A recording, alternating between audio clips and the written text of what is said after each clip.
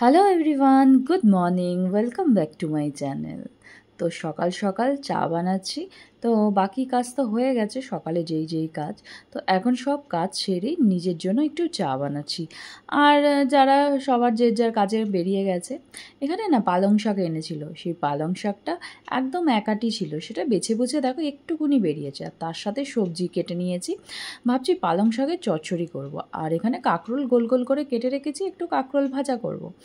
আর এখানে না বাজার থেকে নিয়ে এসেছিলো এই মাছ। তো এটা গোটাই একটা মাছ এনেছিল, জানি না এই মাছটার নাম কি। তো মিস্টার বড়ুই এনেছে, তো ও বললো যে খুব ভালো মাছ, মাছটার মধ্যে একদম কাটা নেই, রান্না করে দেখবে। তো জানি না কি একটা নাম বলেছিল, এখন আমার মনে আসছে না ঠিক মাছটা কি মাছ। কিন্তু দেখো, দেখা যাক, রান্না করে তারপরে বুঝবো কেমন হয়। তো মাছটার ভাবছি একটু ঝাল করব, তো রেখে দিই সাইডে। তো এখন আগে একটু চাটা খেয়ে নিই। চলো, চা বানাতে বানাতে ভাবলাম মাছটাকে ভালো করে ধুয়ে নুন হলুদ মাখিয়ে রেখে দিই। তো এখানে নুন হলুদ দিয়ে দিয়েছি, তার মধ্যে না একটু ফিশ মশালা ছিল আমার কাছে প্যাকেট। তো ওই ফিশ মশালাও একটুখানি দিয়ে ভালো করে মাছটাকে মাখিয়ে 10 মিনিট রেখে দিলে তারপরে ভাজলে একটু ভালো হবে আমার মনে হয়। তো সেজন্য এটাকে ভালো করে মেখে আমি রেখে দিচ্ছি। আর সামনে তো পুজো চলেই এসছে, কার কার শপিং কমপ্লিট? আমার তো অনলাইনেই শপিং চলছে এখনও অফলাইনে যেতেই পাচ্ছি না, মানে একদমই টাইম পাচ্ছি না যে কি করে বেরোবো। এখন হানির এক্সাম চলছে, তো দেখা যাক, ওর এক্সামটা শেষ হলে তারপরে দেখি যাব।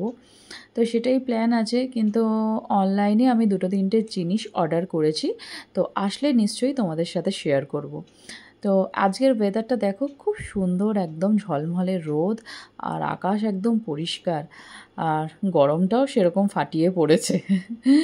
তো রান্নাঘরে না বেশিক্ষণ দাঁড়ানোই যাচ্ছে না, যা গরম কি বলবো।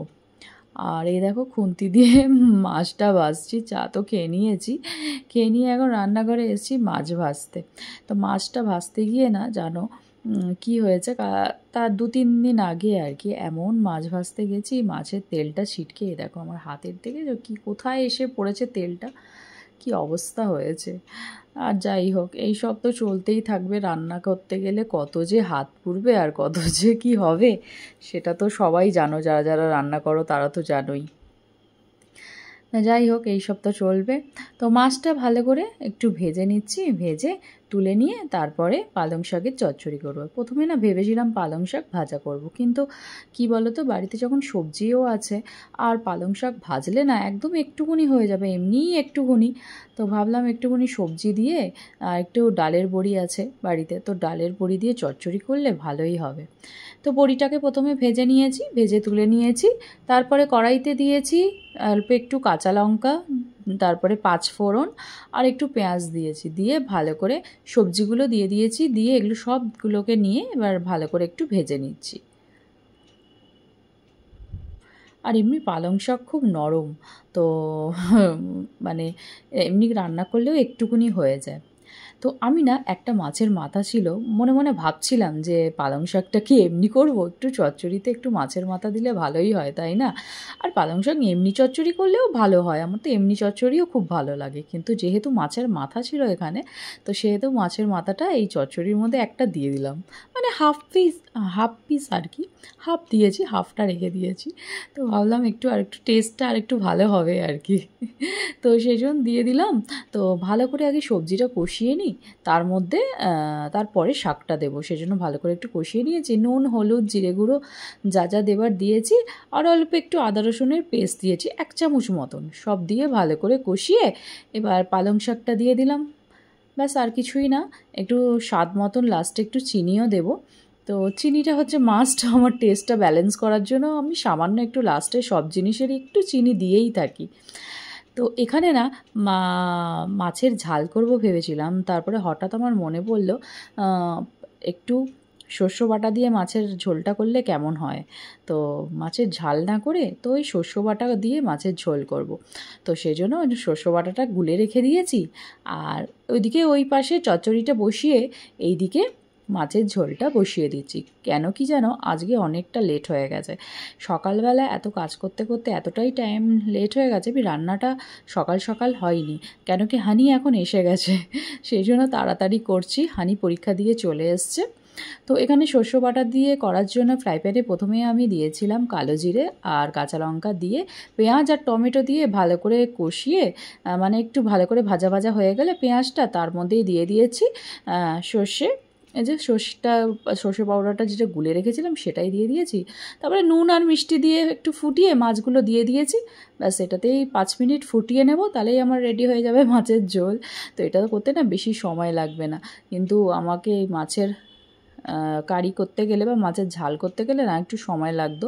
পেঁয়াজ টমেটো তারপরে আদা রসুন না একদমই নেই, সেটাও আবার বানাতে হতো, তো অনেকটাই টাইম লাগতো। এখন অনেক দেরি হয়ে গেছে বলে তো ভাবলাম ফটাফট সর্ষে দিয়ে মাছের ঝোলটাই করে নিই, আর ওটার টেস্টটাও ভালো হবে।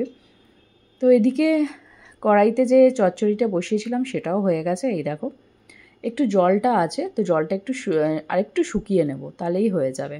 আর আলু টালু সব গলে গেছে।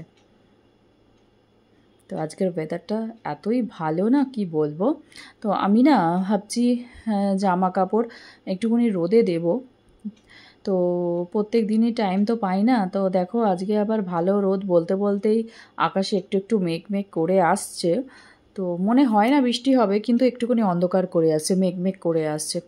দেখি কোন দিন সময় পাবো, যেদিন বাচ্চাদের ছুটি থাকবে না সেদিনই দেব। কেন কি ওকে আবার আনতে যেতে হয়, এই করতে হয়, এইসব নিয়ে তো আর জিনিসগুলো রোদে দেওয়া হচ্ছে না। তো জানি না, দেখি শনিবার কি রবিবার বাক্সে যে শাড়িগুলো আমার আছে, শাড়িগুলো ওদের জামাগুলো ওগুলো একটু দেখি রোদে দেব।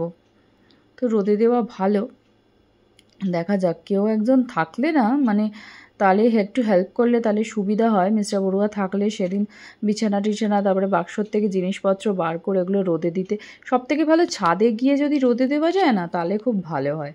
দেখা যাক করতে পারি কি না, যতটা পারি তো দেব, সেটাই ভেবে রেখেছি। আর পুজোর জন্য কাছাকাছিও ঘরে পরিষ্কার করাও স্টার্ট করে দিয়েছি, একটু টিয়ে পর্দা টর্দা কাছাকাছি শুরু করে দিয়েছি, কেন কি আর সময় নেই। তো আর মাত্র কয়েকটা দিন বাকি। তো চলো হানিকেও খেতে দিয়ে দেবো এবার। তো স্কুল থেকে এসে তো বললাম না অনেকক্ষণ হয়েছে, তো চলো 2টো বেজে গেছে। তো এখানে নিয়েছি এই যে পালং শাকের চচ্চড়ি আর একটা মাছ ভাজা নিয়েছি, হানিকে আমি খাইয়ে দেবো। আর এই হচ্ছে শস্য বাটা দিয়ে মাছের ঝাল।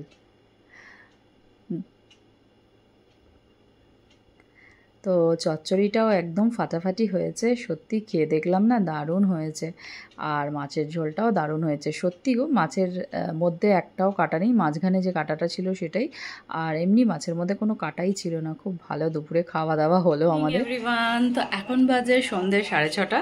তো সন্ধে দিয়ে দিয়েছি। এখন না আজকাল মানে তাড়াতাড়ি সন্ধে হয়ে যাচ্ছে, 6:30টার মধ্যে পুরো বাইরে পুরো ঘুটঘুটে অন্ধকার। দেখো বাইরেটা পুরোটা অন্ধকার হয়ে গেছে।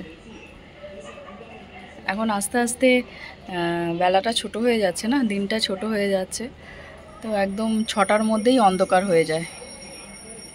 কি ভাল লাগছে না বাইরেটা, বেশ ঠান্ডা ঠান্ডা হাওয়াও দিচ্ছে একটু একটু। প্রত্যেক দিন সন্ধ্যাবেলা এরকম হালকা হালকা ঠান্ডা ঠান্ডা হাওয়া দেয়। ছাদে গেলে তো আরোই ভালোই হাওয়া দেয়, ছাদে গেলে বোঝা যায়। এখানে আছে না, কালকে আর পরীক্ষা নেই, পরীক্ষার মাঝে কালকের দিনটা একটু ব্রেক দিয়েছে, তো কালকে নেই, আবার পরশু দিন আছে, তাই না? হ্যাঁ।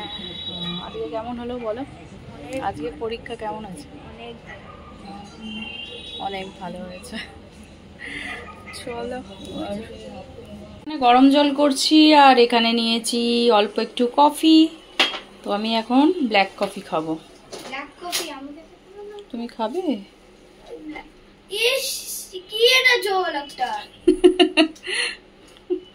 এটাই হয় এরকম ব্ল্যাক কফি।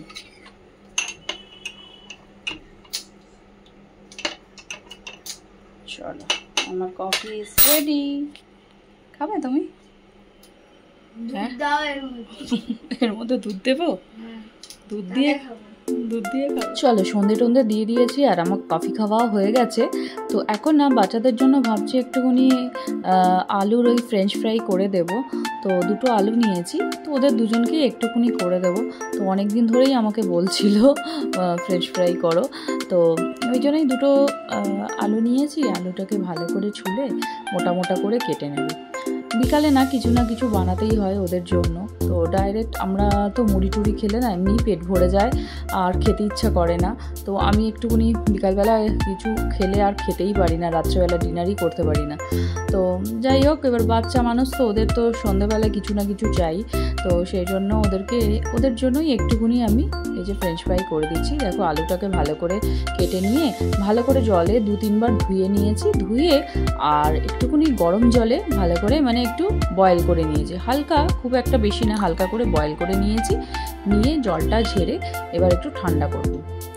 তো এখানে তেলটা বসিয়ে দিয়েছি আর 10 মিনিট পরে এসছি আমি, আলুটা আমার ঠান্ডা হয়ে গেছে। তো এর মধ্যে দেব নুন, হলুদ, আর এই যে নুন আর হলুদ দিয়েছি, তার মধ্যে দেবো 2 চামচ কর্নফ্লাওয়ার আর দেবো অল্প একটু গোলমরিচের গুঁড়ো, ব্যাস আর কিছুই না। দিয়ে ভালো করে আলুটাকে এরকম করে মাখিয়ে নিতে হবে,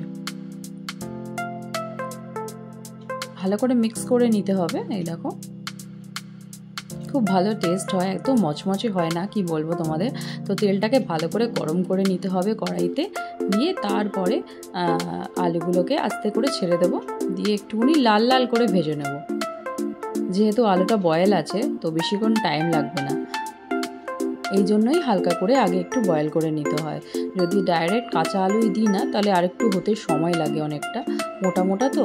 তো এই দেখো বয়েল করে নিলে একটু তাড়াতাড়ি লাল লালও হয়ে যায় আর দেখতেও ভালো লাগে আর ভেতরে সফটও হয়।